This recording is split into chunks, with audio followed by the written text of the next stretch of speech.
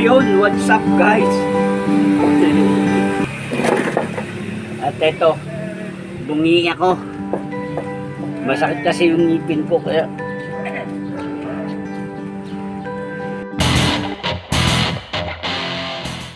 sakit kasi yung ngipin ko kaya tinanggal ko muna yung ilang false teeth natin.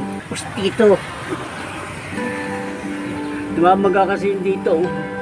Pagkain ko ng ano, matigas. Tuyo yata yun. Nasobrahan sa ulam na tuyo. Pero ito na nga guys, makikita nyo. Yan. Hindi ko na mabidyohan yung pagkakabaklas nitong lahat.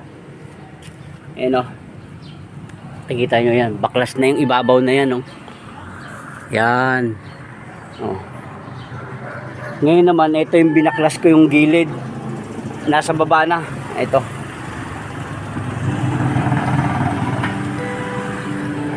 Pero kagandahan nito guys, yan, pagka naibaba ko naman yung malalaki na yan, yan yung gagawin nating iano natin sa karpentero talaga, yung marunong.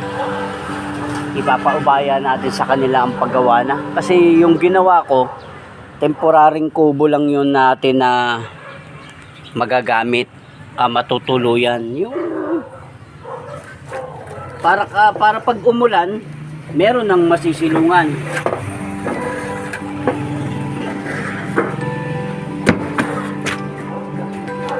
Kasi sayang din yung upa. Umuupa kami ng 2,000 pesos sa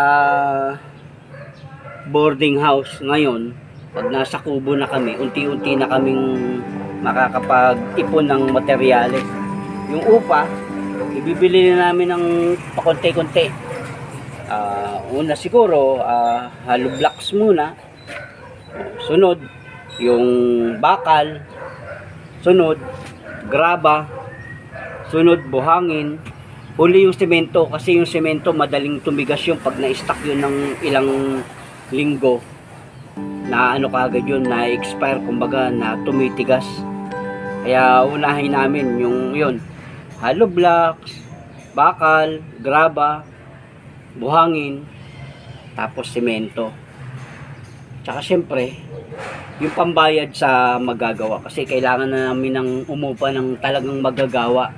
Mason, karpintero, na mas maayos kaysa ginawa ko. Yung ginawa ko guys, tsaka natin pasyalan pagka buo na talaga at pwede ng tuluyan. Pero matutuluyan namin yung kahit kami lang ang gumawa.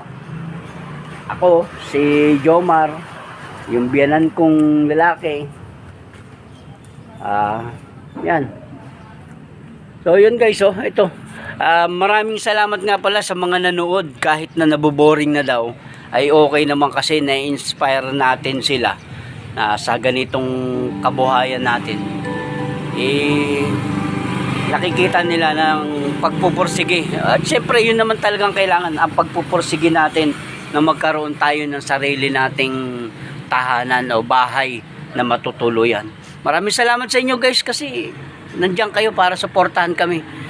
Salamat guys. Thank you. Peace bomb.